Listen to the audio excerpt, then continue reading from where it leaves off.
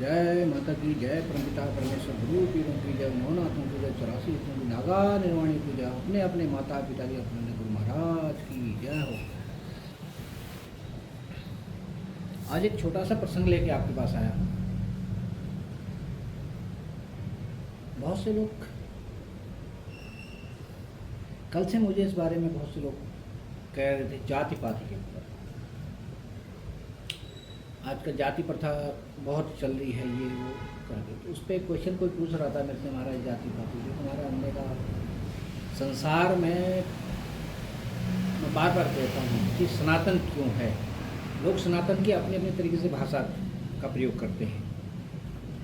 ब्राह्मण लोग अलग तरीके से करते हैं, वेदांती लोग अलग तरीके से करते हैं, साधु लोग अलग तरीके से करते हैं ना, महात्मा लोग अलग तरीके से करते हैं, महंत लोग अलग तरीके से करते हैं। हर किसी के अपने अपने विचार हैं।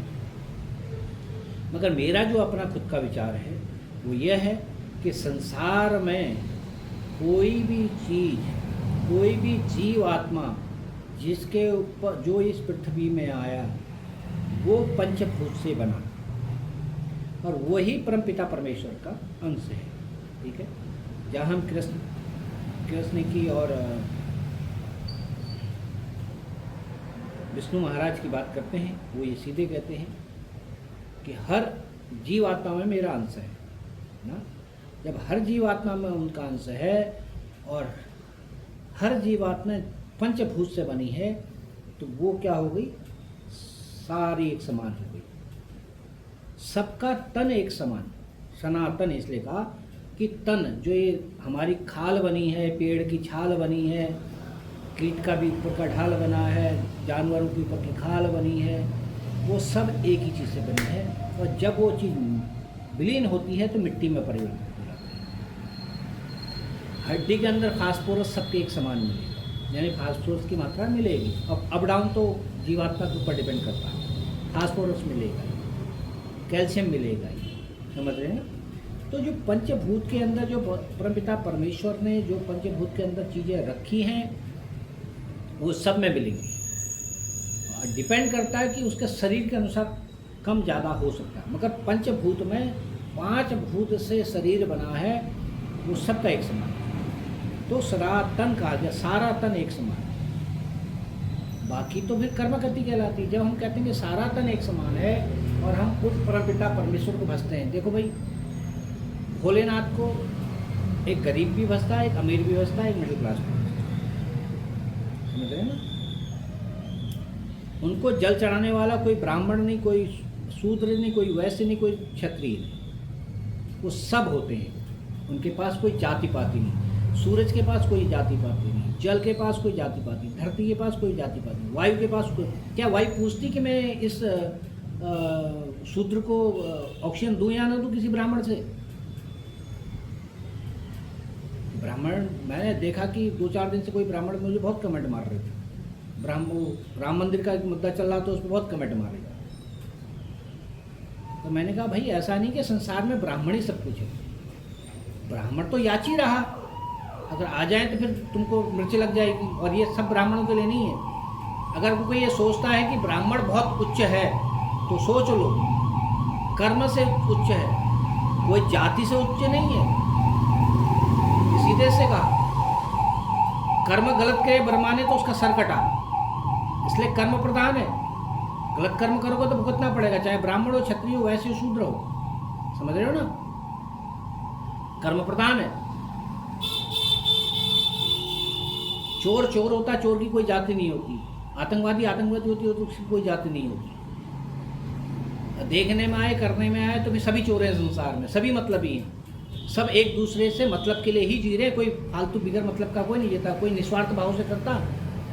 निस्वार्थ भाव से करने वाला एक परमपिता परमेश्वर है और साधक है उच्च कोटि का, जिसको तुम्हारा कुछ नहीं चाहिए और तुम लोग जाते हो उनके पास मांगने के लिए, चाहे वो ब्राह्मण हो, शूद्र हो, वैश्य हो या क्षत्रिय हो।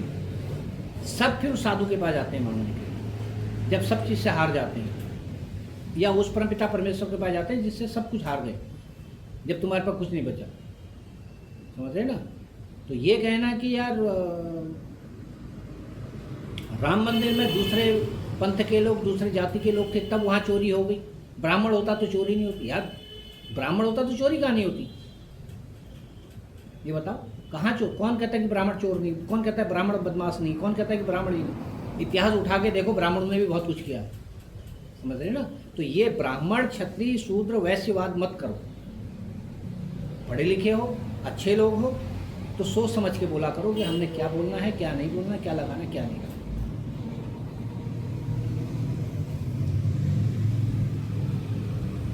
जितने भी धाम हैं उनमें सभी ब्राह्मण हैं। अगर बोलने मांगो तो सबको बुरा लगेगा। फिर उन धामों की जो कमाई जाती कहाँ जाती संसार जानता। नहीं तो देखा तो ये क्या कि ब्राह्मण तो बहुत गरीब होता था, याचिक होता था, मांग के खाता था। विष्णु ने भी ब्राह्मण रूप लेकर कर्ण से मांगा, ब्राह्मण रूप लेकर जो है पूरी पृथ्वी मांग ली। तो ब्राह्मणी रूप क्यों लिया भाई? क्षत्रिय रूप का रूप क्यों लिया? क्षत्रिय से मांगने गया तो ब्राह्मण रूप क्यों लिया?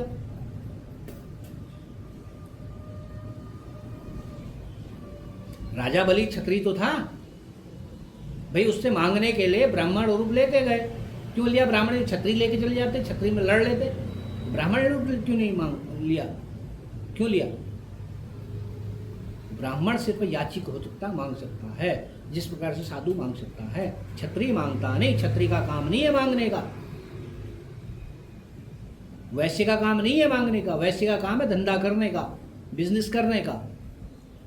राजा महाराजाओं के, देवताओं के समय पे भी जो वैश्य हुआ करते थे उनका काम यही था कि राजा के समय में भी वो ब्याज का धंधा करते थे, कारोबार करते थे। ठीक है, वैश्य आज का नहीं है। इसलिए मत कहो कि हम ब्राह्मण, ये ब्राह्मण, वो ब्राह्मण, वो ब्राह्मण।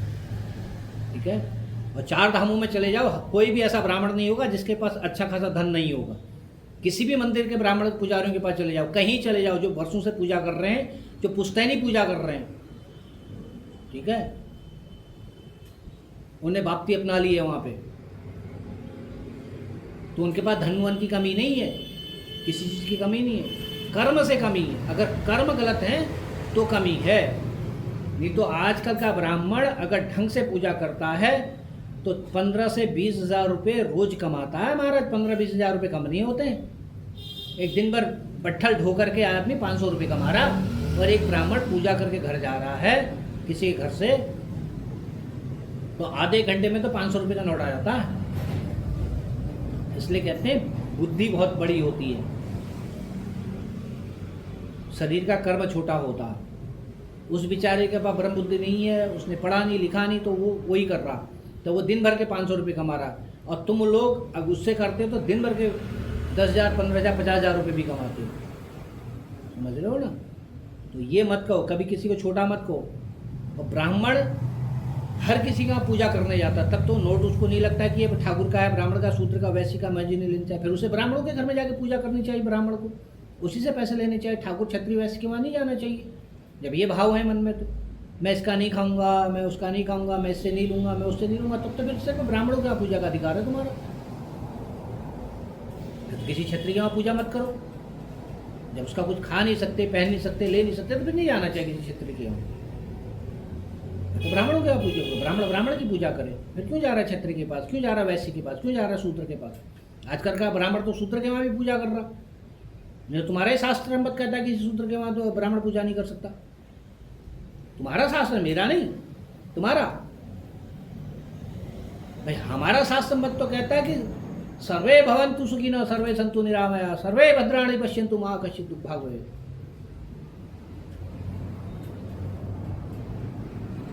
हम तो समदर्शिता वाले हैं। हमारे पास तो कोई भी धर्म का कोई भी आ जाए तो हमारे तो एक ही है, जो हमारे मंदिर प्रांगण के अंदर आ गया, जो हमारे पास आ गया, तो मेरा हो गया, मेरी माँ का हो गया, मेरे परमपिता परमेश्वर का हो गया। जगत जननी माँ सबकी है, परमपिता परमेश्वर सबका है, तो हम भी उसी की औलाद हैं, तो हमारे तो सब एक समान हो गए। जो याची आया तो वो हमारे लिए सब एक समान है। फिर हम वहाँ पे देखते हैं शूद्र है, ब्राह्मण है, वैश्य है, समझ रहे ना? हम खिलाते हैं, सबको एक समान खिलाते हैं, किसी के लिए स्पेशली नहीं बनाते कि ब्राह्मण है तो इसको मैं तल के या घी में या ये दूंगा, ये ठाकुर है तो इसके लिए मैं ये दूंगा, ये वैश्य तो मैं इसके लिए दूंगा, शूद्र है तो इसको दूंगा, इसको अलग प्रसाद दे दो, इसको अलग प्रसाद दो। नहीं, हम एक समान प्रसाद बांटते हैं, एक समान प्रसाद खिलाते हैं, और एक समान प्रसाद एक समान भाव से देखते हैं। इसलिए किसी भी साधु के पास जातिवाद नहीं मिलेगा। अगर जो साधु होगा तो, स्वादु होगा तो उसके पास भी मिलेगा, साधु होगा तो नहीं मिलेगा। क्योंकि अगर उसने साधना करेगी, साध रखा, इंद्रियां साध रखी और तन मन साध रखा, संसार को साधा है, देखा है, तो उसके पास ये भाव नहीं मिलेगा। नहीं तो सब कुछ मिलेगा, नहीं तो वो भी वही रहेगा कि ये मेरा ब्राह्मण आ गया तो उसको नज़दीक बैठा लिया, क्षत्रिय को दूर दूर बैठाया, उससे भी कहा ठाकुर है ये ब्राह्मण, अरे ब्रह्म देवता यहाँ आ जाओ, क्यों आ जाओ भाई, अरे क्षत्रिय तू वहाँ बैठ, क्यों बैठ भाई, अरे शूद्र तू वहाँ बैठ, क्यों बैठ भाई। पैसे लेते समय तुमने नहीं कहा, उस समय तुमने कहा अरे ब्राह्मण तो गरीब है, इसको रहने दे, इसको देना चाहिए। अरे ठाकुर दे तो, अरे वैसे दे तो, शूद्र तू ये कर तो, क्यों कर भाई। जितना करीब तुमने ब्राह्मण को बैठाया तो उसे ले भी लो, वो क्षत्रिय को दूर किया तो उससे मत मांगो, क्यों मांग रहे हो। हर बात पे क्षत्रिय, शूद्र, वैश्य और ब्राह्मणवाद करना अच्छी बात नहीं।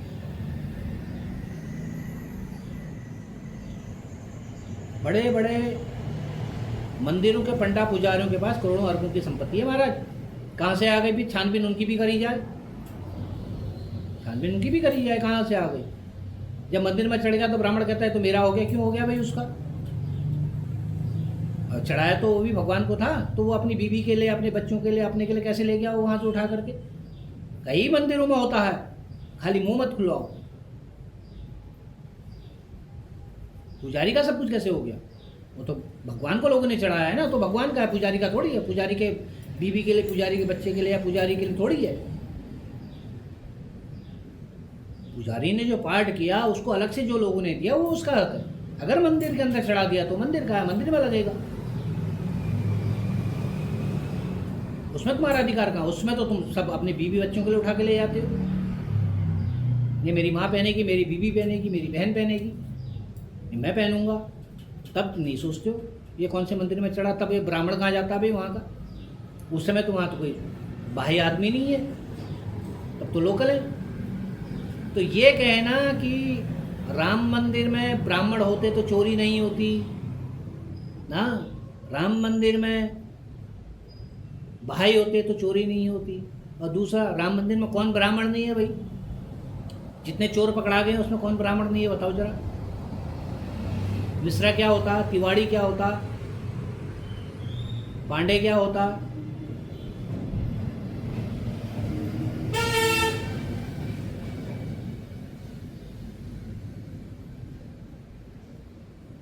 जरा गहराई से छानबीन कर लो महाराज बोलने से पहले। मेरा कहने का अर्थ ये था। और दूसरा, जात पात मत करो। मंदिर में दर्शनार्थी जाता भगवान के दर्शन करने के लिए, वहाँ पे जात पात नहीं होती। अग्नि के पास हम अग्नि तापने के लिए जा रहे हैं तो वहाँ पे जितने भी जाएंगे, अग्नि किसी को ये कह के नहीं कहती कि ये शूद्र है, ये वैश्य है, ये क्षत्रिय है, मैं इसके लिए अग्नि नहीं हूँ, मैं ब्राह्मण के लिए अग्नि हूँ। हॉस्पिटल में जब आदमी जाता तो वहाँ वैश्य, शूद्र, ब्राह्मण, क्षत्रिय नहीं चलता हमारा। इंजेक्शन, दवा, दुआ, ये जाति पाति देख करके नहीं बनती, समझ रहे ना। जब जरूरत पड़ती है वही क्षत्रिय, वही शूद्र, वही वैश्य आपकी सेवा करता है। हॉस्पिटलों में भी वहाँ पे ब्राह्मण नहीं होता, नहीं तो ब्राह्मणों को बुला लिया करना लास्ट मोमेंट में सेवा करने के लिए भी। हॉस्पिटलों में जब आप लोग जाओगे हॉस्पिटल में सेवा करवाने तो बुला लिया करना।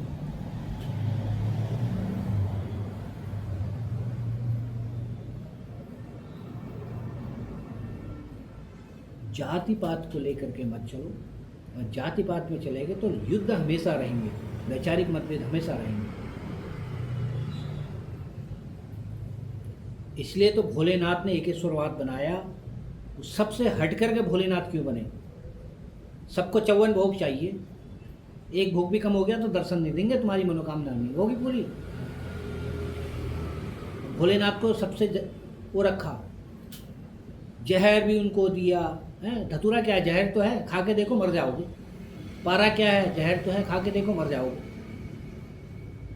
अबरक क्या है? जहर तो है, खा के देखो मर जाओगे। जो संसार में किसी को नहीं चढ़ता, भोलेनाथ को चढ़ा। क्यों चढ़ा? इसके पीछे रिसर्च करी किसी ब्राह्मण ने आज तक? खाली 2-4 मंत्र पढ़े, पैसे बटोरे और घर को चल दिए। मेरा ब्रह्मा मेरा विष्णु यही करते रह गए। क्यों? धन चाहिए। विष्णु के पास सबसे ज़्यादा धन चढ़ता है, भोलेनाथ के पास तो लोग कहाँ चढ़ाते हैं? 1 लोटा जल चढ़ाया, घास फूस चढ़ा दी, होगी छुट्टी। मिठाई भी नहीं ले जाते लोग, ले जाएंगे तो सड़े फल चढ़ा देंगे। क्यों? कहेंगे ये तो धतूरा खाता, जंगल का विष पीता, वो भी सड़े फल ले जाते हैं चढ़ाने के लिए। अब विष्णु का इत्र भी जा रहा है? नाना प्रकार के 54 प्रकार के भोग जा रहे हैं, वस्त्र जा रहे हैं, सब कुछ जा रहा है। फिर वहाँ से चाहिए, वहाँ धन भी दक्षिणा भी चढ़ानी, मोटी दक्षिणा चाहे तब आपको फल मिलेगा। वृंदावन में चाहिए, बहुत से ऐसे मंदिर हैं जहाँ पे जो है आपको बिगड़ पैसे दिए तो आपको प्रसाद भी नहीं मिलता। भोलेनाथ पे तो जल चढ़ा दो, वही प्रसाद है, उसी में भोलेनाथ प्रसन्न हो गए। जब सबसे हार जाओ तो भोलेनाथ को पकड़ लो। क्यों? क्योंकि भोलेनाथ एकेश्वरवाद है। किसी के लिए बुरा नहीं सोचा, किसी को बुरा नहीं किया, सबने जो मांगा सो दिया। जो सब हारे तो सहारा भोलेनाथ बने सबका, ब्रह्मांड का सहारा भोलेनाथ बने। इसलिए हर साधु भोलेनाथ की पूजा करता, हर साधु परमपिता परमेश्वर के शरणागति होता।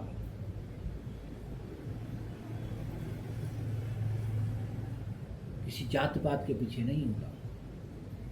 जब जात पात से उठोगे तब आगे बढ़ पाओगे, नहीं तो उसी में बच जाओगे महाराज। इसलिए ब्राह्मण, अब मैं स्पष्ट कह रहा हूँ, इसीलिए ब्राह्मण कभी बहुत आगे नहीं बढ़ पाते। जो ब्राह्मण आगे बढ़े हैं वो जात पात से उठे हैं और उन्होंने संसार को शिक्षा दी है, दीक्षा दी है, तो आगे बढ़े। ब्राह्मण का काम है शिक्षार्थ, शिक्षा देना। अगर आप शिक्षा नहीं, शिक्षा किसी के लिए नहीं कहती कि ये क्षत्रिय है, ये वैश्य है, शूद्र है, मैं इसको शिक्षा नहीं दूंगा। शिक्षा सबके लिए है। जिस प्रकार प्रकाश सबके लिए है, जल सबके लिए, वायु सबके लिए, पृथ्वी सबके लिए, उसी प्रकार से शिक्षा भी सबके लिए अज्ञानता को मिटाती है, ज्ञान को बढ़ाती है। अगर आपके अंदर मन भेद है तो आप भी उसी तरीके से रण क्षेत्र में अर्जुन की तरह, जिस प्रकार अर्जुन ने अपने गुरु को मारा था, भेदा था, उसी तरह आप भी भेदे जाओगे। ध्यान रखना, संसार सिखाता। कृष्ण ने उन्हीं गुरु को भेदवा दिया था। जिस कर्ण को लोग गुरु ने कहा कि तू ये है, मैं तेरे को नहीं सिखा सकता, उसने फिर भी वैसे सीखा। एकलव्य ने सीखा, उन्हीं शिष्य को, उन्हीं के प्रिय शिष्य से मरवा दिया। सीखने के लिए बहुत कुछ मिलता अगर आप समझो तो। समझ गए? तो यहाँ जाति पाति नहीं चाहिए। ऊपर उठो, बाहर निकलो, ज्ञान प्राप्त करो। अगर ज्ञान नहीं तो कुछ नहीं है। ब्राह्मण है कौन? लहसुन खाने वाला ब्राह्मण है? कहाँ लिखा है लहसुन को ब्राह्मण खाएगा? कहाँ लिखा है कि बैगन ब्राह्मण खाएगा? कहाँ लिखा है कि आप प्याज ब्राह्मण खाएगा? ब्राह्मण को तो उग्र चीजें खानी मना है, उसका पुरुषत्व खत्म बढ़ जाएगा, तो भोग विलास में चला जाएगा। भोग विलास में जाएगा तो पूजा पाठ कहाँ से करेगा, साधना कहाँ से करेगा? जिस प्रकार से तुम्हारे ज्ञान के अनुसार ब्राह्मण तो ब्रह्म ज्ञानी है, अब ब्रह्म ज्ञान ऐसे तो मिलता नहीं। भोग विलास में रहेगा तो ब्रह्म ज्ञान क्या से मिलेगा? ब्रह्म ज्ञान चाहिए तो उससे विरक्त होना पड़ेगा, मुक्त होना पड़ेगा, चीजें छोड़नी पड़ेंगी, परित्याग करना पड़ेगा। अब धन से परित्याग है नहीं, मोह माया से परित्याग है नहीं, तो मिलेगा कहाँ से? पहले इसको छोड़ो। जब इस चीज़ को छोड़ोगे तब आप आगे बढ़ोगे। छोड़ना पड़ेगा महाराज। जब एक चीज़ छोड़ोगे तब दूसरी चीज़ मिलेगी। जब तक चीज़ छोड़ोगे नहीं तो दूसरी चीज़ नहीं मिलेगी। अगर आप घर नहीं छोड़ सकते तो संसार को नहीं देख पाओगे। जिस दिन घर छोड़ोगे तब आप संसार दूसरा देखोगे, तब तुम्हें संसार का भी ज्ञान रहेगा कि संसार कितना बड़ा है। वो भी खाली जा करके कबड्डी खेलने से नहीं होगा। पैदल चलो, घूमो, भ्रमण करो, देखो, भालो, तब तुम्हारे समझ में आएगा कि संसार क्या है। संसार में कितने प्रकार की मिट्टी है, कितने प्रकार की गंध है। समझ गए ना? खाली संसार में गुलाबी गुलाब नहीं है, केवड़ा भी है, चमेली भी है, गेंदा भी है, सूर्यमुखी भी है, नाना प्रकार की चीज़ें हैं। समझ रहे ना? जब घर के संसार से बाहर निकलोगे तब संसार देख पाओगे।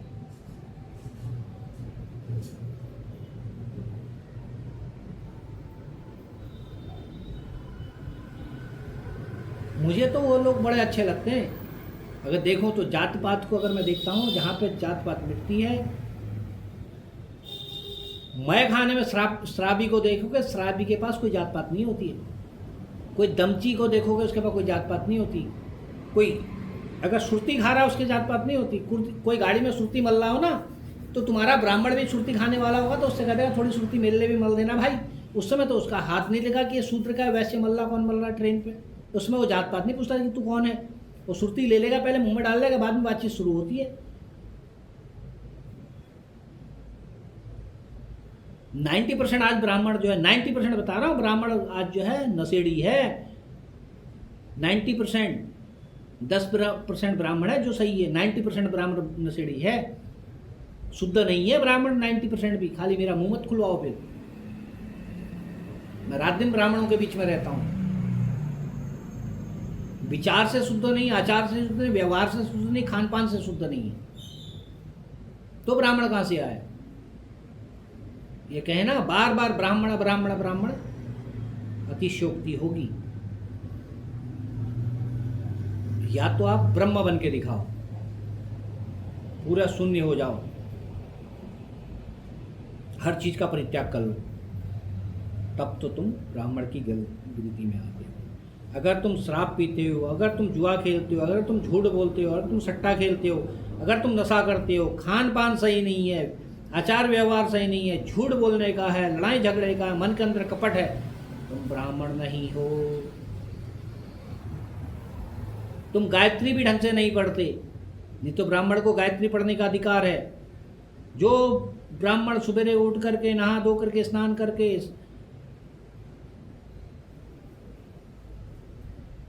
गायत्री का पाठ नहीं करता, श्राप मोचन नहीं करता,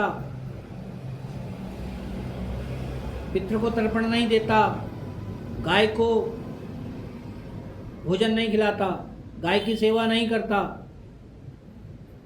वो ब्राह्मण कहने का अधिकारी नहीं है। मुझे बताइयो कितने ब्राह्मणों के घर में गायें हैं आजकल, कितने ब्राह्मण सेवा कर रहे हैं। घर घर में जा कर के एक मिट्टी की गाय ले जाके, सोने का गाय मांग करके, सोने की प्रतिमा मांग करके तो बहुत ले आते हो। कभी किसी गाय की सेवा करी? गौदान के नाम पे पैसा उठाते हो, किसी गाय की सेवा करी? कभी किसी गाय का गोबर फेंका, दूध निकाला, उसकी सेवा करी? गोदान तो बहुत करवाते हो, किसी गाय को दान में घर लाए, उसकी सेवा करी? तुम्हारे बीवी बच्चों ने कभी सेवा करी गाय की? गाय को देखा भी, जाना भी, गाय दूध कैसे देती है, गाय खाती क्या है, उसके पेट में दर्द हो जाए तो उसको क्या खिलाना चाहिए, जीभ में दाने हो जाएं तो उसको क्या कहते हैं, उसमें क्या दिया जाता है, पैर में तकलीफ हो जाए तो क्या लगाना चाहिए, जिसको खुरपका कहते हैं? कभी पता है? कभी जाना? या सिर्फ क्षत्रियों के घर पे या अपने जजमानों के घर में जाके गोदान लेके चले आए घर को? जाना कि उस गाय के नाम पे तुम गोदान लाए हो तो उसका श्राप कितना लगेगा? उस गाय के नाम का तो तुमने खा गए। गाय को कभी दिया कुछ? रास्ते में मिल गई गाय तो उसको 4 लठ और मारते हो। गाय घर पे आ गई तो उसको पानी डाल करके, कोई कोई तो गर्म पानी डाल देते हैं, कोई लठ मारते हैं। मैंने आंखों से देखा है, तब बोल रहा हूँ। चल आगे चल। कभी गौमूत्र का सेवन किया? कितने लोग तुम में से जो गौमूत्र का सेवन करते हैं रोज? ब्राह्मण का पहला कर्तव्य सुबह उठ के गौमूत्र का सेवन करे, पंचगव्य बना करके उसको लीपे घर में छिड़के। कितने लोग तुम में से पंचगव्य रोज बनाते हैं ताज़ा? पंचामृत रोज बना करके देवताओं का स्नान कराए, देवताओं को पूजे। कितने लोग बनाते हैं? तुम्हारे पास टाइम ही नहीं है अपने घर में सही तरीके से पूजा करने की। सुबह उठते तो नहा धो करके दौड़ लगाने की होती है, आज इसके वहाँ उसके वहाँ। शाम को आके कभी क्षमा याचना करी, गायत्री कितने बार पढ़ लेते हो आप लोग?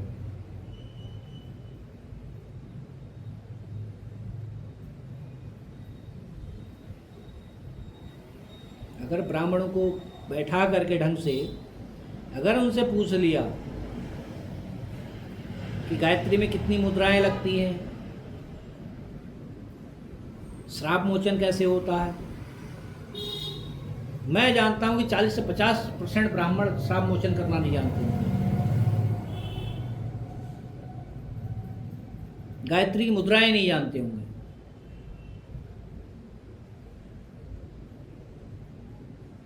और ढंग से गायत्री पढ़ते नहीं होंगे।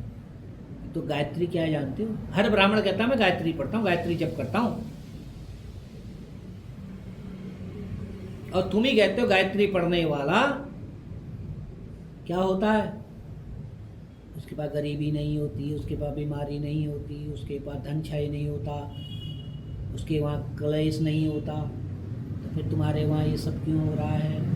तुम तो गायत्री पढ़ रहे हो ना सुबह शाम उठ करके गायत्री का जप कर रहे हो आप लोग संध्या वंदना में।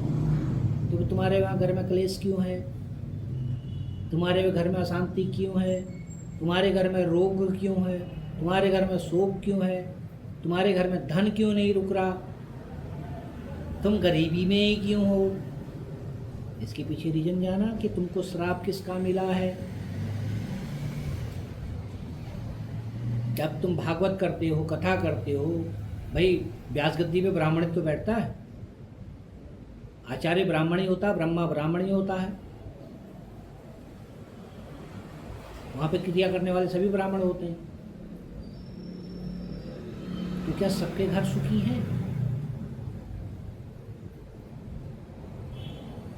तुम ही कहते हो ना कि गायत्री पढ़ने से ये होता है। तो भाई तुम्हारे वहाँ क्यों नहीं होता? तुम तो सुबह और शाम दोनों टाइम गायत्री पढ़ते हो, तो क्यों नहीं मिल रहा है तुमको? ये बताओ क्यों?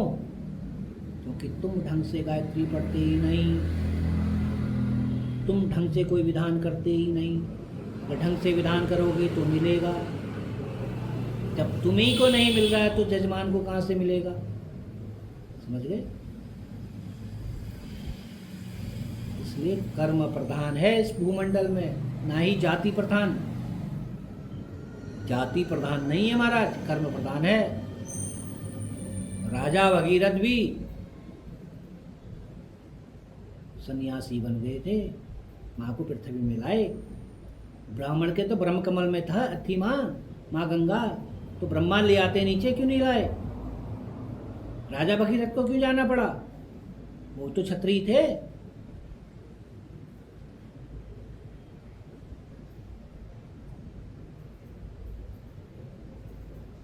ये भूल जाओ, ब्राह्मण संसार को चलाने वाले 90% 99% क्षत्रिय रहे हैं। जिसने ब्राह्मण की भी रक्षा करी, जिनने अपने गुरुओं की रक्षा करी, वो सब क्षत्रिय रहे हैं। इसलिए क्षत्रिय को कभी हल्के में मत लेना, समझ गए ना? अगर क्षत्रिय नहीं होता तो ब्राह्मण भी इस पृथ्वी में नहीं होता। ब्राह्मण को बचाने वाला राक्षसों से क्षत्रिय ही था, जिसने अपना तन मन धन अपना पूरा कुटुंब का विनाश करवा दिया इन ब्राह्मणों को बचाने के लिए। कभी इतिहास पढ़ा, कभी पुराण पढ़े?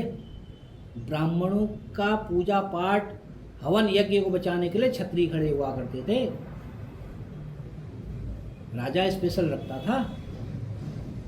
और सबसे बड़ी बात बता दूं, सप्तऋषि भी क्षत्रिय हैं। तो दिमाग से उतार देना कि ब्रह्मा की औलाद नहीं है सप्तऋषि, वो क्षत्रिय है।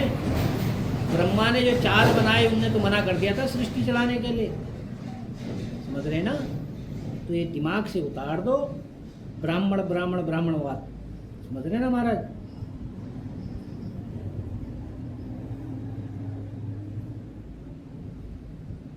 एक शुरुआत चलाओ। और सबसे बड़ी बात बता दूं, ये भूमंडल जहां हम बैठे हैं ये सिर्फ शिवलोक है, शिव जी का लोक है। माँ पृथ्वी पार्वती है। अगर सब मानते हैं माँ पृथ्वी पार्वती को माँ मानते हैं, पृथ्वी मानते हैं, तो जहाँ माँ है वहाँ शिव है, वहाँ पिता है। तो ये शिवलोक है, ये ब्रह्मलोक नहीं है। भूल जाओ, दिमाग से उतार दो। शिव की पूजा करनी पड़ेगी, और शिव पे सभी कुछ है। जब फटे तो शिव के पास जाओ और सब कुछ मिल गया तो सुना तू तो अगरनाथी है, तू तो भूतेश्वर है, तुझे क्यों पूछेंगे, तेरा क्यों स्थान देंगे। और फटी तो सबसे पहले उसके पास गए, उसी से मांगा। जिस घर में रहे उसी बाप को गाली दे दी। वाह भाई वाह, क्या बात है, आनंद आ गया चीज़ों को सुन के। पहले ज्ञान को प्राप्त करो, इंद्रियों को जीतो, इन सब से ऊपर उठो, तब तुम्हें चीज़ें समझ में आएंगी। घर बार छोड़ो और बाहर निकलो, संसार को देखो, तब चीज़ें समझ में आएंगी। जब सन्यासी घर से बाहर निकलता है ना, तो जात पात का चोला सबसे पहले उतारता है। एक ही चोला पहनता है सन्यास का, भगवा, पूर्णता का प्रतीक। और उसी भगवे को देख के संसार देता है। जिस दरवाजे पे खड़े हो जाए तो उस दरवाजे से उसको भिक्षा मिल जाएगी, नहीं मिलेगी आगे बढ़ जाएगा, सुनने को भी बहुत मिलेगा। करके देखो तो पता चलेगा। समझ रहे ना? इसलिए आप लोगों से प्रार्थना है, ये ब्राह्मणवाद, ये क्षत्रियवाद, ये शूद्रवाद, ये वैश्यवाद मत फैलाओ, एकेश्वरवाद लाओ। क्या लाओ? एकेश्वरवाद। सिर्फ भोले भोले भोले, भोले ही हैं तो सब कुछ है, बम बम भोले। शिव है तो सब कुछ है, ये शिव लोक है, शिवमय रहो। समझ रहे ना? शिव की पूजा करो, शिव की आराधना करो, शिवमय रहो, और शिव के समान सबकी सेवा करो। समझ रहे हैं? धरातल पे रहो और सबकी सेवा करो। हर एक वचनों से किसको बुरा लगा तो उसके लिए क्षमा प्रार्थी हैं, नहीं तो सीखने के लिए बहुत कुछ है। जिसको चाहिए वो इससे निकाल ले, निचोड़ ले। दूध में से निकाल करके आप छाछ बना सकते हैं, आप दूध को दही बना कर उसके छाछ बना सकते हैं, मक्खन निकाल सकते हैं, घी बना सकते हैं। वो डिपेंड आप पे करता है कि आप इस दूधमयी रस में से आप क्या बनाना चाहते हैं, क्या निकालना चाहते हैं, ये आप पे छोड़ता हूँ। ठीक है? अगर अच्छा लगे तो लाइक शेयर सब्सक्राइब कीजिएगा। ऐसे आगे मिलता रहूँगा। जय माँ भारती, भोले बाबा की जय।